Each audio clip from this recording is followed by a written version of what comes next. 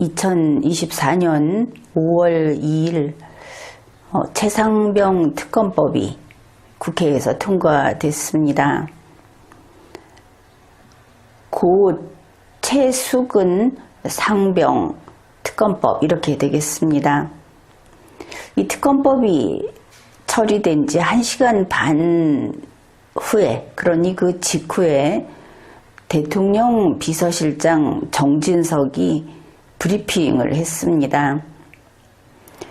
특검법의 강행 처리는 최상병의 안타까운 죽음을 정치적으로 악용하려는 나쁜 정치다. 최상병의 안타까운 죽음을 정치적으로 악용하면 나쁜 정치가 맞습니다. 대통령 비서실장의 브리핑, 결국 윤석열 대통령의 답은 이것이다. 그것을 알 수 있습니다. 최상병 사고, 여기에 대해서 벌써 기간이 좀 지났고, 그러면은 우리 국군의, 우리 군인의 안타까운 죽음을 이렇게 악용하려고 하는 더불어민주당, 그들에 대해서 분노하는 윤 대통령, 그리고 현 정부, 그들이 왜 그렇게 용서할 수 없다, 이렇게 분노하는지. 그 당시에 정부는 우리 군인의 이 사고로 목숨을 잃은 군인에게 얼마나 전심전력을 다했던가 하는 것을 돌이켜보면 그들의 이러한 주장이 여기에 좀 납득할 만하다, 이렇게 생각할 수 있다고 봅니다. 1년 조금 더 되는 그런 지난 일입니다. 한번 그때를 돌이켜보기로 하죠. 윤석열 대통령은 대한민국의 국익을 지키기 위해서 리투아니아, 폴란드 이런 나라의 순방을 떠났습니다. 원래 그 순방 일정은 7월 15일에 귀국하기로 되어 있었죠. 그런데 바로 그때, 지난해입니다. 2023년 한반도 호우 사태, 이것은 엄청난 재난이었습니다. 기억하시겠지만 그 당시에 보면은 비가 어떻게나 쏟아지던지, 특히 이 중부지방에 심하지 않았습니까? 뭐 중부라고 할 것도 없는데 아무튼 이 우리나라의 그 거의 대부분을 비가 때렸다. 그래서 땅이 물렁물렁해졌다는 소리가 나왔던 바로 그런 자연재해 속에서 윤석열 대통령은 이 나라의 국익을 지키기 위해서 순방을 떠납니다.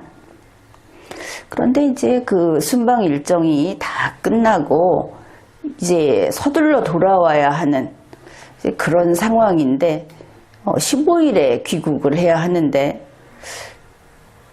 갑자기 순방 일정을 바꿉니다.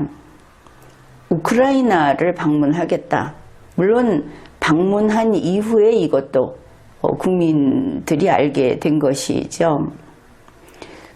바로 그 직전까지도, 몇 시간 전까지도 계속 귀국한다. 폴란드에서 귀국한다. 우크라이나는 가지 않는다.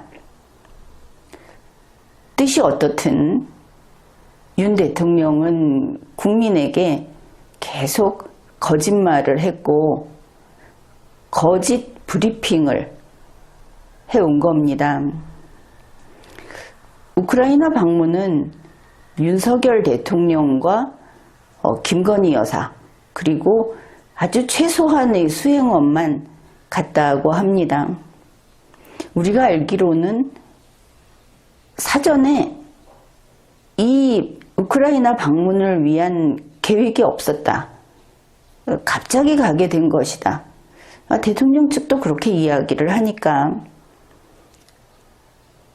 정부에서 대통령의 일정을 관리할 법적인 사전에 배치된 이런 인력들이 같이 가지 않은 모양이다. 이렇게 생각할 수 있겠습니다.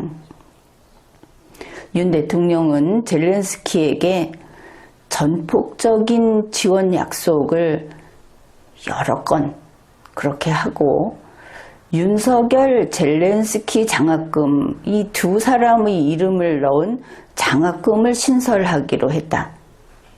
그 성과에 그 목록에 나온 내용이 이런 것들이 포함되어 있습니다. 윤석열, 젤렌스키 장학금이라고 한다면은 그 재원은 당연히 윤석열 씨의 사재로 거기에 재원이 마련돼야 하겠죠. 어떻게 할지는 모르겠지만 아무튼 이런 일들을 했다.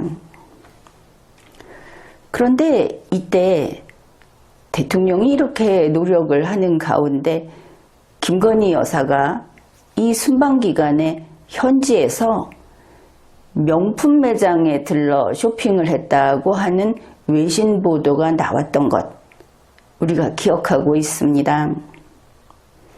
그런가 하면 이렇게 갑자기 우크라이나로 가게 돼서 순방 일정을 망가뜨리는 어쩌면은 돌발 행동을 한 윤석열 대통령을 두둔해서 대통령실에서 나온 말이 이런 것입니다.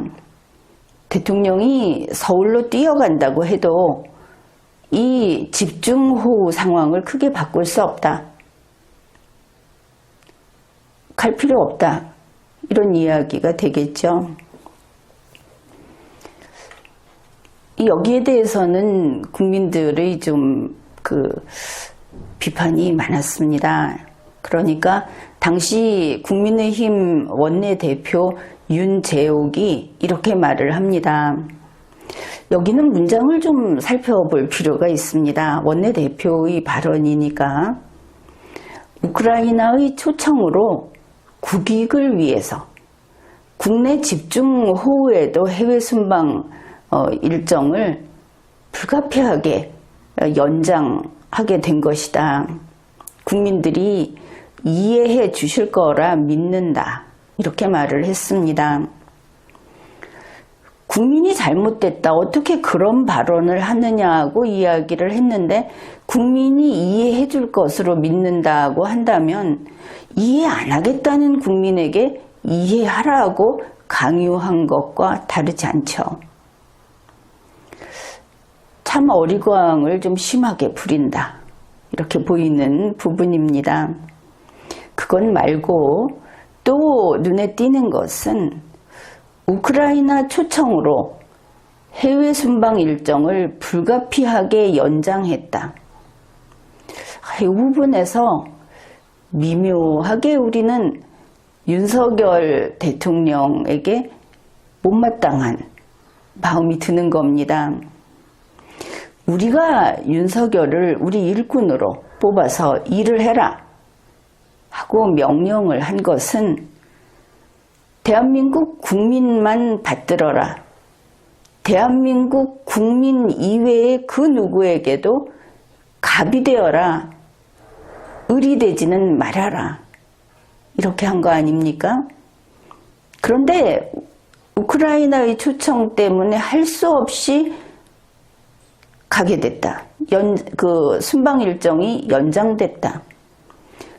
갑자기 우크라이나가 젤렌스키가 갑이 되고 윤석열이 을이 됐다는 것을 우리가 알게 되는 겁니다.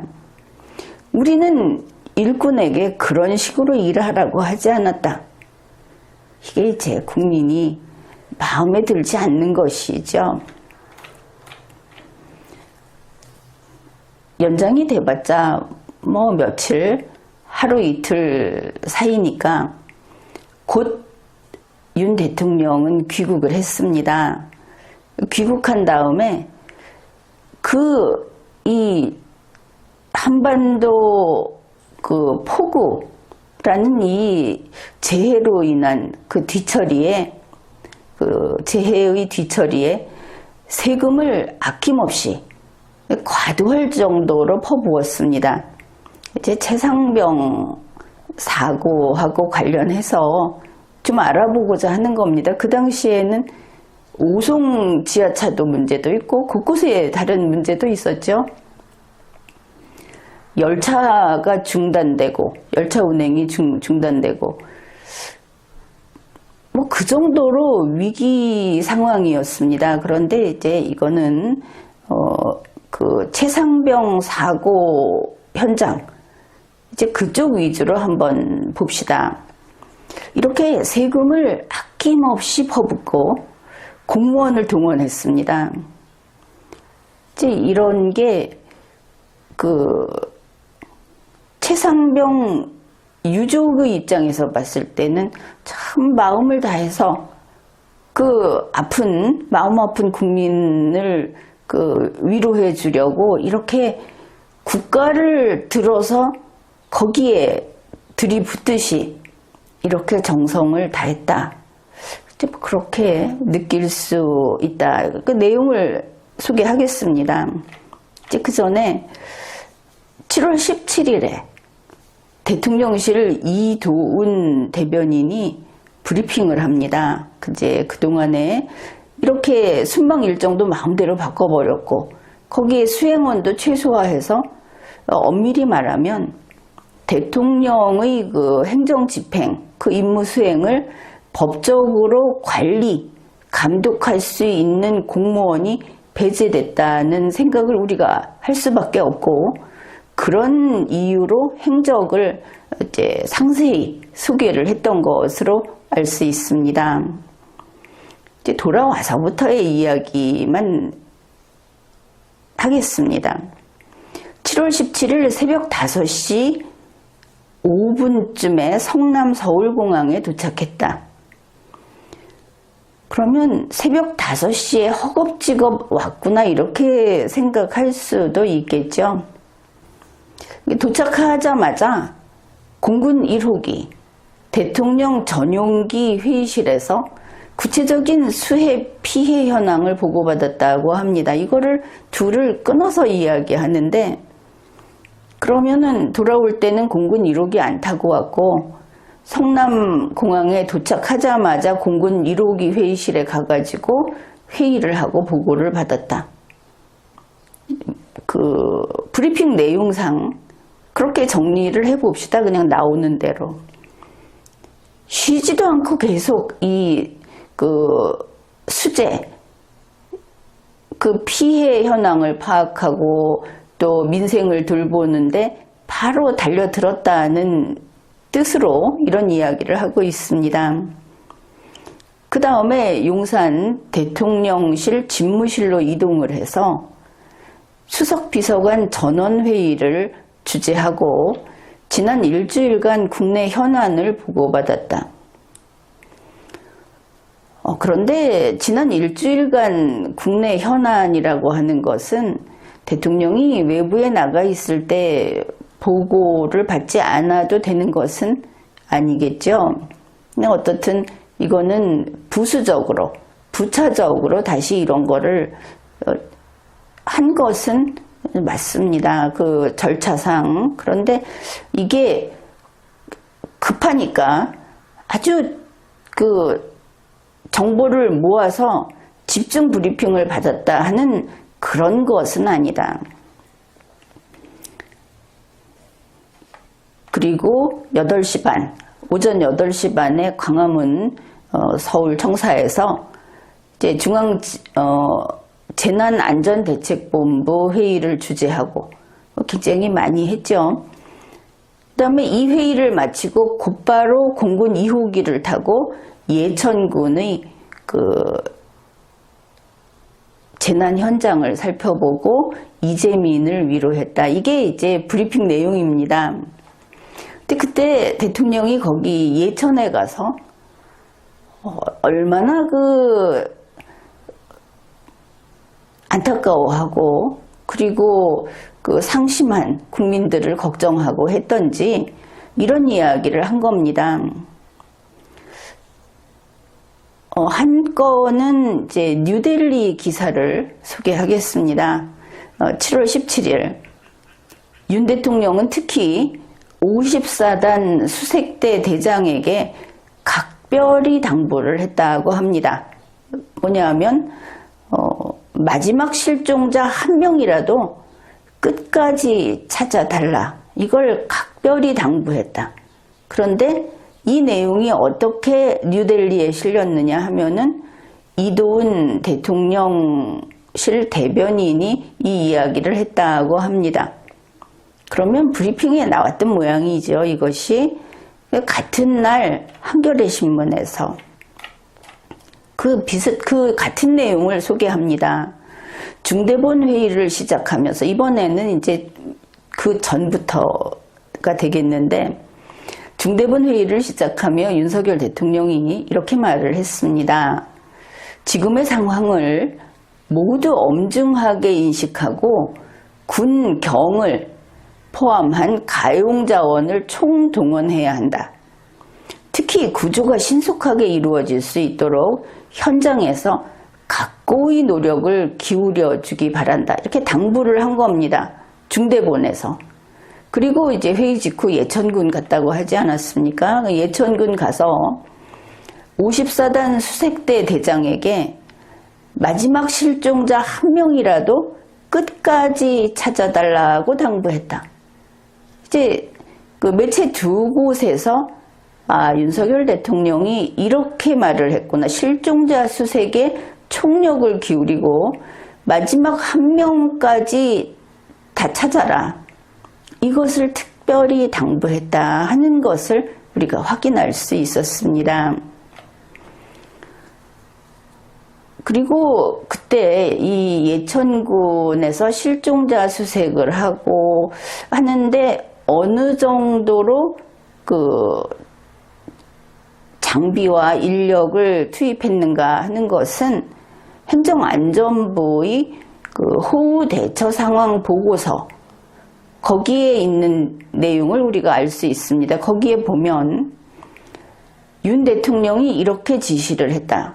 군경을 포함한 정부의 모든 가용 자원을 총동원해서 총력 대응하라.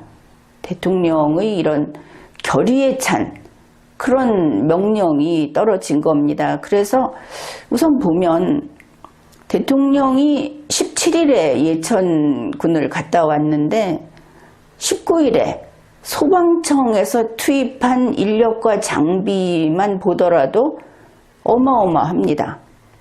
예천에만 투입 인원이 1880명, 차량이 71대, 71대, 헬리콥터가 15대, 구조견이 40마리, 드론이 40기, 보트와 기타 장비 24정, 그러니까 이것도 보트 유사의 것이겠죠. 7월 19일 하루에 이만큼, 이제 이렇게 실종자 수색을 하는데 주로 그렇게 되겠죠. 그리고 수해 복구, 여기에 이렇게 많은 인력과 장비를 투입을 했습니다.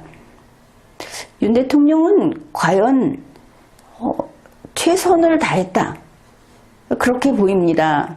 특히 이 예천에서 최상병의 불행한 사고가 발생했고 이렇게 최선을 다한 윤석열 대통령은 그 최상병의 사고 뒤처리 역시 최선을 다했다는 것을 또 알 수 있습니다. 사건은 그렇습니다. 7월 19일에 예천에서 실종자 수색에 총력을 기울이고 마지막 한 사람까지 반드시 찾아내라고 했으니까 여기에 인원 그리고 장비가 다 투입이 됐겠죠. 7월 19일 예천에서는 해병대원들이 인간띠를 형성해서 쭉 인간띠를 형성해서 실종자 수색 작전에 돌입을 합니다. 그런데 여기에서 무슨 구명조끼를 착용했느니 안 했느니 그러는데 했으면 더 좋았겠지만 당시 사진을 보니까 물살이 센 가운데 이 해병대원들이 이렇게 줄줄이 옆으로 이렇게 서가지고 수색을 하는 그런 사진이 많이 나와 있습니다. 그래서 해병대원들을 죽으라고 거기다 집어넣은 것은 아니고 그냥 일반 작전을 하고 있었다. 수색 작전을 하고 있었다. 그 정도까지는 봐줄 수 있을 것처럼 보입니다. 그런데 이 수색 작전 중에 최수근 일병이 오전 9시 10분쯤 아침이죠. 그때 급류에 휩쓸려 가버리게 됩니다. 그리고 찾을 수 없었는데 그날 밤 11시쯤에 제 사망이 확인이 된 것이죠. 발견을 한 겁니다. 이 최수근 일병도 보면은 어느 가족이 안타깝지 않을 사람은 없겠지만 또 사연을 들어보면 상당히 딱하다 하는 그런 내용이 또 뉴스에 보도가 됐습니다. 바로 이 최수근 일병은 2023년 3월에 해병대에 입대했습니다. 입대한 바로 그 해인 것이죠. 3월에 입대해서 7월에 이렇게 순직하게 된 겁니다. 그때 20살이었고 최수근 일병의 부친은 소방대원인 것 같습니다. 소방위 이렇게 돼 있는데 여기에 보면 아버지가 이제 57살 전북 소방본부 소속인 소방위인데 이 최수근 일병이 외동아들이었다고 합니다. 그러면 윤석열 대통령은 이 최상병 일병인데 상병으로 추서가 되죠. 순직하면서 이제 이 최상병의 불행한 사고에 어떻게 최선을 다했나 뉴스만 봐도 얼마나 최선을 다했는지가 나타나 있습니다. 우선 해병대는 순직한 최수근 일병을 이제 상병으로 추서합니다. 7월 20일에 해군 본부에서는 전공사상심사위원회가 열려서 순직 1형 1, 2, 3, 4 할 때 1형으로 인정을 합니다. 이 순직 1형으로 인정이 되면 이제 쉽게 별도의 심사를 거치지 않고 국가유공자로 인정이 된다고 합니다. 그리고 국립묘지에 안장이 가능해진다. 그래 먼저 순직 1형으로 인정을 합니다. 7월 20일에 이랬는데 다음날 7월 21일에 정부에서는 고 최수근 상병에게 보국훈장 광복장을 추서를 합니다. 훈장을 추서한 겁니다. 이 보국훈장이라고 하는 것은 국가안전보장에 뚜렷이 공을 세운 사람에게 주는 훈장이고 이렇게 훈장을 추서하면서도 수해 뒤처리 실종자 수색에 최선을 다해야 한다는 대통령의 의지는 계속 관철됐던 것을 알 수 있는 것이 바로 이날 7월 21일에 최상병의 동료 해병대원 1200명은 수해 복구 현장에 다시 투입이 됐다고 합니다. 그리고 이때 수색도 나중에 수색이 한참 뒤에 종료가 되기 때문에 수색도 계속했던 것을 알 수 있습니다. 그 다음에 이제 보훈부, 국가보훈부에서 2023년 7월 21일에 최상병을 대전 현충원에 안장하기로 결정을 내립니다. 이것도 뉴스로 다룬 것은 원래 그 최상병의 고향인 전라북도 남원에, 그 남원에서 가까운 국립임실호국원, 이제 거기에 안치를 하려고 절차상 이렇게 했는데, 유족들이 봉안당 대신에 묘지를 원해서, 그래서 대전 현충원으로 변경을 해줍니다. 이제 졸지에 이런 일을 당한 유족을 위로하기 위해서 할 수 있는 일은 다 했다, 이렇게 보이는 것이죠. 그뿐 아니라 국가보훈부는 이 안장식이 거행되는 7월 22일에 국가보훈본부, 전국에 있는 지방보훈관서, 그리고 국립묘지, 또 그 소속 공공기관에다가 조기를 개항합니다. 태극기를 이렇게 내려서 거는 조기로서 예를 표시하는 그런 것도 했습니다. 근데 그 당시에 보면, 요즘에도 그렇지만 우리 국민들이 정부가 잘할 때도 있고 좀 드물지만 못할 때도 있고 이런데, 그 정부에 대해서 참 일호의 그 여지도 없이, 혹은 좀 과도하게 화를 내는 이런 모습이 이때의 뉴스에도 나타나 있습니다. 그러니까 이제 경상북도 포항 해병대 1사단 부대 내에 이제 빈소를 차렸습니다. 최상병의 빈소를. 근데 거기에 보면 이제 상주를 안내를 하지 않습니까? 거기에 그 최상병의 아버지를 표시하면서 그 아비부자 대신에 그 지아비부자를 쓴 겁니다. 한자를 틀린 것이죠. 그런데 이걸 보고 네티즌들이 해병대는 이 정도로 무심한 거냐, 무식한 거냐, 또 이거는 순직한 고인을 능욕한 거나 마찬가지다, 이렇게 펄펄 뛰는 그런 그 댓글들이 올라오고 그랬다고 합니다. 그래서 이제 7월 21일에 바로 아비부로 이제 수정을 했다. 그 뉴스의 한 귀퉁이에 있는 그런 내용이었지만, 이것을 보면서 우리 국민들이 분노 포화 상태가 아닌가, 좀 걱정스럽다, 이런 생각을 했습니다. 틀리면 안 되는 것이기는 하지만 틀렸으면 바로 잡으면 되는 거 아니겠습니까?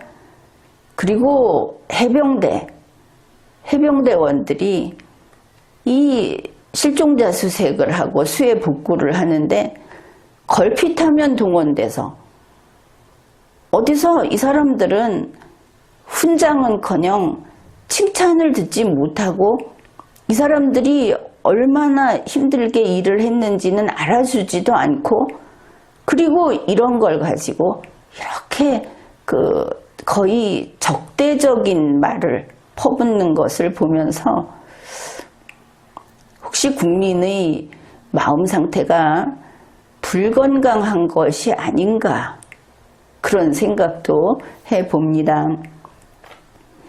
그리고 이제 7월 22일에 이 순직한 최상병의 부모가 쓴 자필 편지가 언론에 보도가 됐습니다. 사진이 이렇게 올라와 있고, 상당히 긴 분량을 이렇게 써서 그렇게 공개한 것을 알 수 있습니다. 그런데 그 기사도 그렇게 다루었듯이, 그 편지 내용은 아들을 잃은, 자식을 잃은 부모가 쓴 편지임에도 불구하고 국민들에게 감사하고 정부에 감사하다는 내용을 담고 있습니다.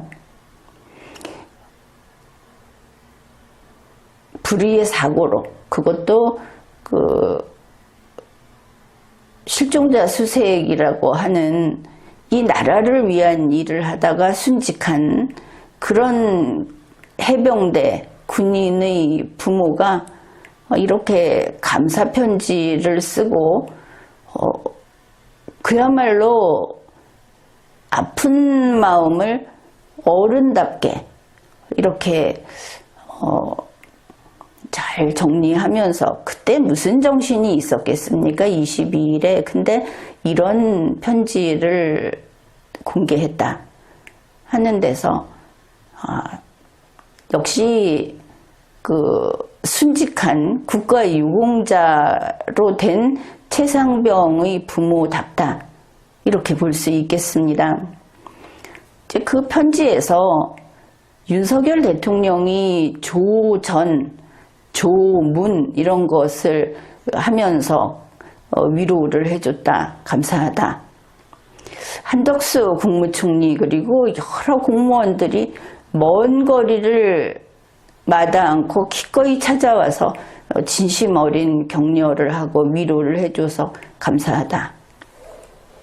내용은 많습니다. 그러나 또 119 구급대에서 이 유가족의 심리 치유를 지원해줘서 감사한다. 이런 내용들, 뭐 또 이제 다른 여러 가지 내용들을 적어서 내보냈습니다. 그래서 이렇게 정말 가슴 아픈 일을 당한 국민이 공무수행을 하다가 순직한 자기의 그 가족, 자기의 아들을 이렇게 보내고, 그리고 거기에 같이 슬퍼하면서 마음을 같이 하는 국민들에게 이렇게 자신들의 의사를 밝히는 이런 일도 있기는 하구나, 그렇게 느꼈습니다.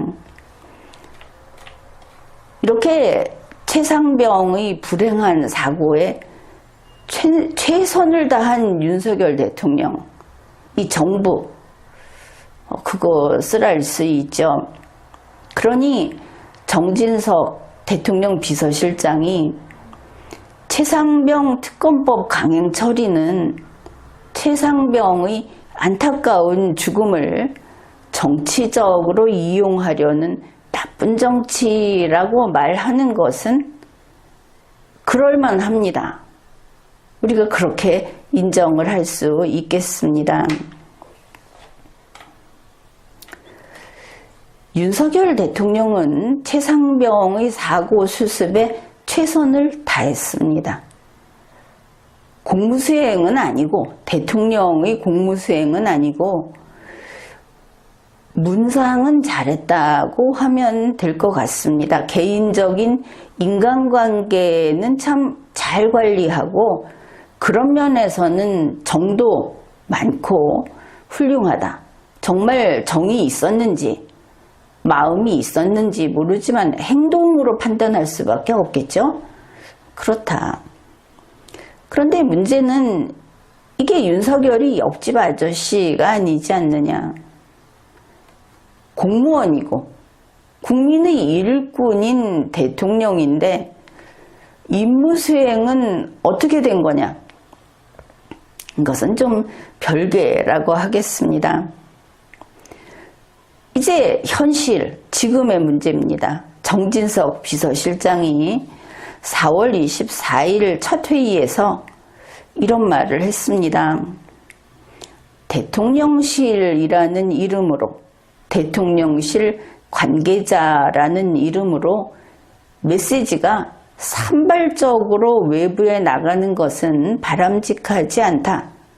대통령실의 정치는 대통령이 하는 것이지 비서들이 하는 것이 아니다. 옳은 이야기를 했죠. 그리고 참 때늦은 이야기를 했습니다.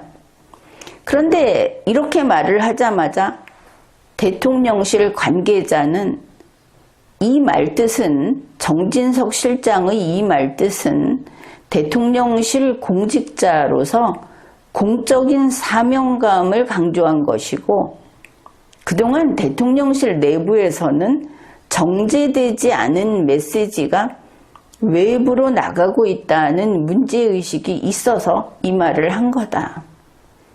이렇게 마이크를 가로채서 이야기를 또 흘렸습니다. 정진석 비서실장은 말을 꺼내자마자 관계자들에게 밝혀버린 것이죠.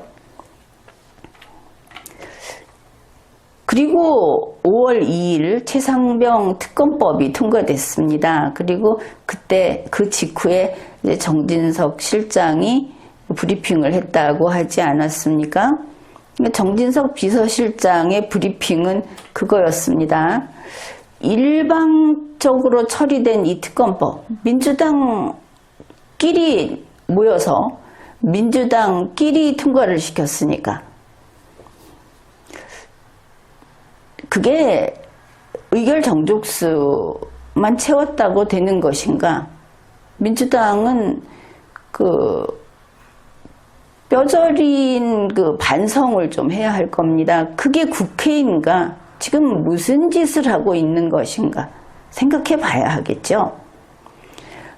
아니 숫자 채우면 되지 않느냐? 국민의힘이 나가버렸으니까 그런 거 아니냐 하는데 국민이 그대들에게 그런 식으로 일하라고 그대들을